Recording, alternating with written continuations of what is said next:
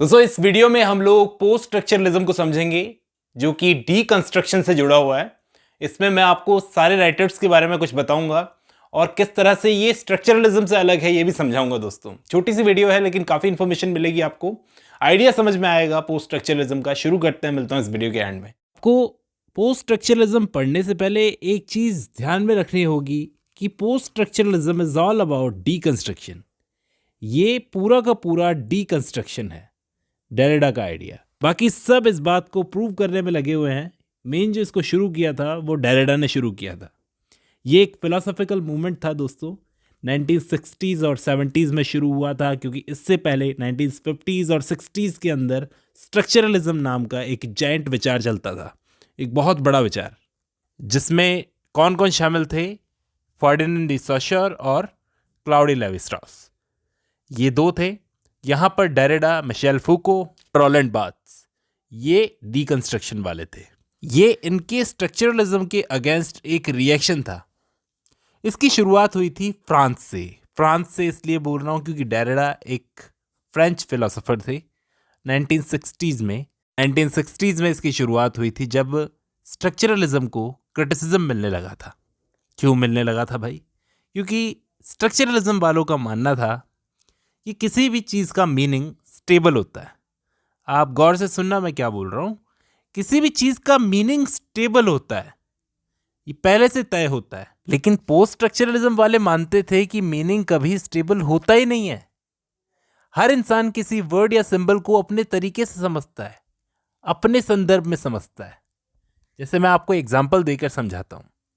Rowland बार्थेस का नाम आपने ज़रूर सुना होगा। ये एक फेमस ऑथर थे। इन्होंने एक फेमस किताब लिखी थी, डेथ ऑफ द ऑथर। बहुत सारे बच्चे जो एमए कर रहे होते हैं उनके सिलेबस में इस बुक को डाला जाता है, लेकिन क्यों डाला गया है ये वो समझ नहीं पाते। इस बुक में, इस किताब में उन्होंने कहा था कि ऑथर जब मरता है तभी तो रीडर पैदा होता है। ऑथर ने जब अपना वर्क लिख दिया तो मान लो कि वो मर गया, वो मरा तो अब रीडर पैदा हुआ। रीडर पैदा हुआ तो उस वर्क को अपने संदर्भ, अपने हिसाब से वो मतलब निकालता है उस वर्क का।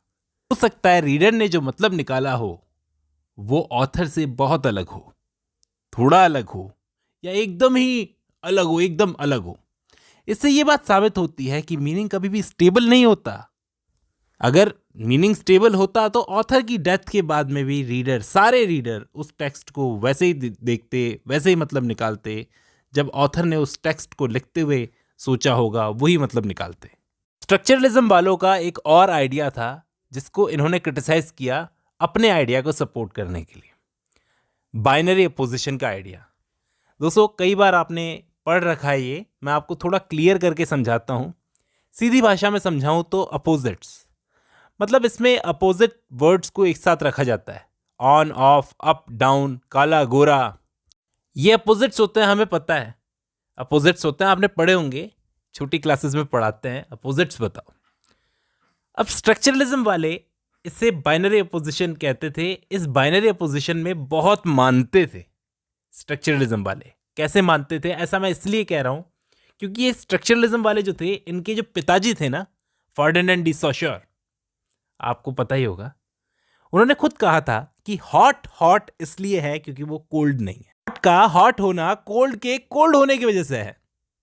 नहीं समझे? हॉट अपना मीनिंग निकालता है कोल्ड के कोल्ड होने की वजह से।